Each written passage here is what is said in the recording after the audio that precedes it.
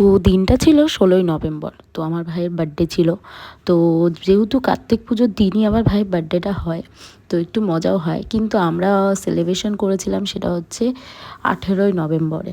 কারণ হচ্ছে 16ই নভেম্বরও বাড়িতে ছিল, আর 18 না 17ই নভেম্বর আমরা পালন করেছি। হ্যাঁ, পরের দিনই 17ই নভেম্বর আমরা পালন করলাম ভাইয়ের বার্থডেটা। আমাদের বাড়িতে ওকে ডেকে নিয়ে তারপর পালন করেছি। প্রত্যেক বছর হচ্ছে ওর বাড়ি মানে বাড়িতে গিয়ে, বাপের বাড়িতে গিয়েই আমি পালন করি, কিন্তু এবছরে যাওয়ার সুযোগটা হয়নি, তাই ওকে আমি ডেকে নিলাম। আগের দিন তো ওর বন্ধুদের সাথে খুব মস্তি, খুব হুল্লো হাল্লা করেছে, তাই এবারে আমরা ডেকে নিলাম। তো দেখতেই পাচ্ছ বার্থডে কেক টেক নিয়ে এসেছিলাম, আর কেটেও নিয়েছি, আর ওকে সাথে করে নিয়েই কিন্তু কেকটা নিয়ে এসেছিলাম। তো ও জানতো, তার জন্য একটুক্ষণ খালি কুড়েমোর মতন করছিল। তো চলো, তারপরে সবাইকে ও খাইয়ে দিল, আর খাওয়ানোর পর দেখতেই পাবে আমার মেয়ে হচ্ছে ওকে গিফট দিচ্ছে, আর কি গিফট দিচ্ছে না দিচ্ছে সেইগুলো দেখতে পাবে। তো আমি কিনে নিয়ে চলে এসেছিলাম, আর তোমরা দেখো কেমনভাবে এনজয় করি আমরা, আর খুব এনজয় করছিলামও। পর এনজয় করার পরে এবার সবাইকে একে একে ও কেক টেক খাওয়াচ্ছিল, আর প্রথমে এই বাবা মাকে খাওয়ালো, তারপরেই জামাইবাবু, তারপরে আমাকে, তারাকে, সবাইকেই খাওয়াচ্ছে। আর দেখো জামাইবাবু খাওয়ানোর দেখ কী করছে, কেক খাওয়ানোর মতলবে দেখো পুরো কেক লাগিয়ে দিল পুরো মুখে। আর আমরা সবাই বারণ করছিলাম করো না, ওর শরীরটাও এমনি ভালো ছিল না, তাই আমরা বারণ করছিলাম যে করো না ওকে। হ্যাঁ, তারপরেও দেখো না, মুখ চোখ সব জায়গায় ও কেক করে দিয়েছে। জামাইবাবু বলে কথা, তো শালার সাথে তো একটু ইয়ার্কি করবেই না। তো চলো, আমরা সবাই কেক টেক কেটে টেটে নেওয়ার পর সবাই মিলে খেলাম। খাওয়া দাওয়ার পরে এবার আমার হচ্ছে মেয়ে গিফট দেবে, তো মেয়েই বললো আমি গিফট দেবো, তুমি না। তাই গিফট হাতে দাঁড়িয়ে পড়লো। এদিকে কাটছে তো ওরা। হ্যাপি বার্থডে মা, থ্যাংক ইউ। তারপর আর কি কেএফসি থেকে কিছু অর্ডার করলাম। তো সবাই যেহেতু আমার ওপর চয়েস করতে রেখে দিয়েছিল, তো সবাই বার্গার খুব খেতে পছন্দ করে, তাই কেএফসি থেকে অর্ডার করলাম। তার সাথে ওর বন্ধুও যেহেতু কেএফসিতে কাজ করে, আর একটা আমার ভাই, তো সেহেতু ও কেএফসি থেকে অনেক কিছু ও নিজেও ফ্রিতে দিয়ে দিয়েছে ওর বার্থডের জন্য। তো চলো, ওই সব খেয়ে দিয়ে নিয়েই আমরা চলে গেলাম বারবিকিউ নেশান থেকে অর্ডার করলো আমার তোমাদের দাদা ভাই। তো তার জন্য বারবিকিউ নেশান থেকে দেখো এই প্যাকেটটা চলে এসেছে, আর প্যাকেটের মধ্যে কী কী আছে দেখো।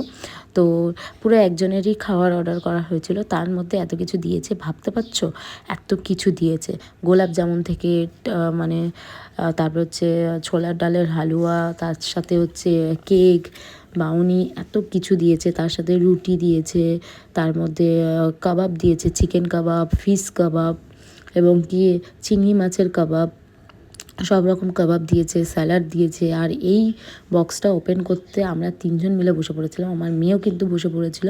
আর দেখতে পাচ্ছ সব একে একে বার করছে, তার সাথে বিরিয়ানি থেকে শুরু করে সব কিছু দিয়েছে, বিরিয়ানি, ডাল সব। তো এখানে দেখতে পাচ্ছ, আর আমার মেয়েকে দেখো পুরোপুরি গোলাপ জামুন দেখে, ছোট ছোট যেহেতু গোলাপ জামুন দেখেই আগেও নিয়ে নিয়েছে। তো এখানে রাইস থেকে শুরু করে সব কিছু, মানে টোটালি সব কিছু ছিল বারবিকিউ নেশানে যা পাওয়া যায় তাই। হ্যাঁ, কিছু কিছু হয়তো মিসিং ছিল, কিন্তু বেশিরভাগ সবই ছিল।